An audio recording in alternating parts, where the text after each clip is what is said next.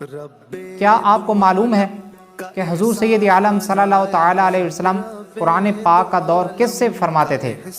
رب دو عالم کا احسان آیا، رب دو عالم کا احسان آیا، رمضان آیا، رمضان آیا۔ بسم اللہ الرحمن الرحیم۔ ناظرین، ہم آپ کو خوش آمدید کہتے ہیں۔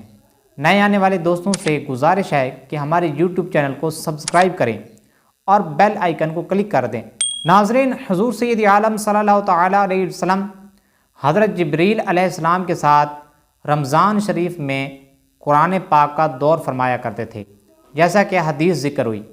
حضرت ابن عباس رضی اللہ تعالیٰ عنہ سے روایت ہے کہ حضور سید عالم صلی اللہ تعالیٰ علیہ وآلہ وسلم تمام سے بڑھ کر ہر بلائی کے سخی داتا تھے، اور آپ رمضان میں تو بہت سخاوت فرماتے تھے، اور ہر رات حضرت جبریل علیہ السلام آپ سے ملتے اور آپ ان پر قرآن پیش فرمایا کرتے تھے۔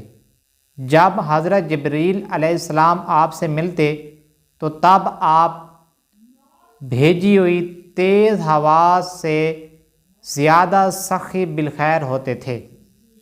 مرقات نے فرمایا کہ حضور سید عالم صلی اللہ تعالیٰ علیہ وآلہ وسلم ہر رمضان میں حضرت جبریل علیہ السلام سے قرآن پاک کا دور فرمایا کرتے تھے۔ اس حدیث سے دو مسئلے معلوم ہوئے کہ رمضان شریف میں قرآن پاک کا دور کرنا سنت رسول بھی ہے اور سنت جبریل بھی، اور دوسری بات یہ کہ حضور سید عالم صلی اللہ تعالیٰ علیہ وآلہ وسلم اول سے آخر تک قرآن پاک کو جانتے تھے، اور 23 سال جو قرآن پاک کا نزول ہوا ہے وہ امت کے احکام جاری کرنے کے لیے ہوا ہے، کیونکہ حضور سید عالم صلی اللہ تعالیٰ علیہ وآلہ وسلم ہر سال قرآن پاک کا دور حضرت جبریل علیہ السلام سے فرماتے اور حضرت جبریل علیہ السلام سنتے بھی تھے۔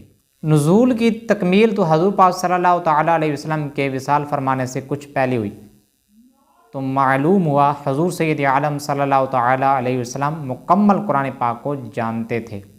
اللہ عز و جل سے دعا ہے کہ ہم اس پر عمل کرنے اور دوسروں تک پہنچانے کی توفیق عطا فرمائے، آمین بجاہ نبی الامین صلی اللہ تعالیٰ علیہ وآلہ وسلم۔